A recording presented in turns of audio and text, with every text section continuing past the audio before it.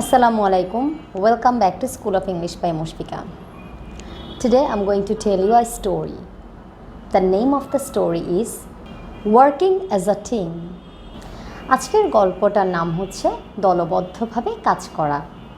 A deer, a tortoise, a rat and a crow were friends. একটি হরিণ, একটি কচ্ছপ, একটি কাক এবং একটি ইঁদুর বন্ধু ছিল।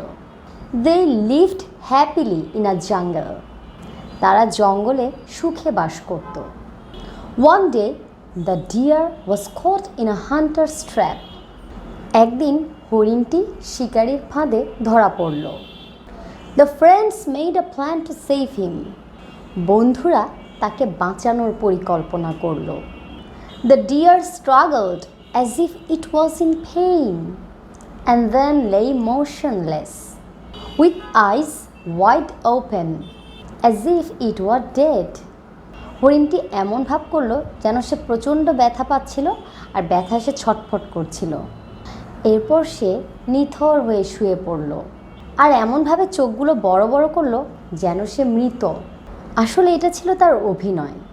The crow and the other birds then sat on the deer and started poking it as they do to a dead animal. কাক এবং অন্যান্য পাখিরা হরিণটির উপর বসলো এবং তারা হরিণটিকে খোঁচাতে লাগলো যেমনটি তারা মৃত প্রাণীর ক্ষেত্রে করে। Right then the tortoise crossed the hunter's path to distract him. ঠিক তখনই কচ্ছপটি শিকারীর সামনে দিয়ে গেল তার মনোযোগটা নষ্ট করার জন্য।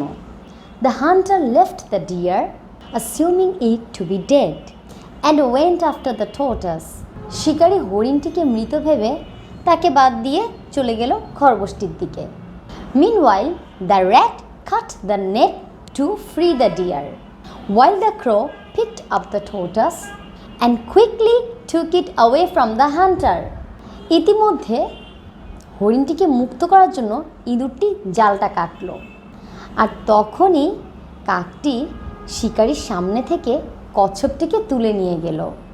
Thus the friends worked as a team to save the deer. এইভাবে বন্ধুরা দলবদ্ধভাবে কাজ করে হরিণটিকে বাঁচালো। তাহলে এই গল্প থেকে তোমরা কি শিখলে? যদি দলবদ্ধভাবে কাজ করো তোমরাও যে কোনো কঠিন কাজের সমাধান পাবে। তাই আমরা চেষ্টা করব দলগতভাবে কাজ করার এবং সবাইকে সহযোগিতা করার। Thanks for watching.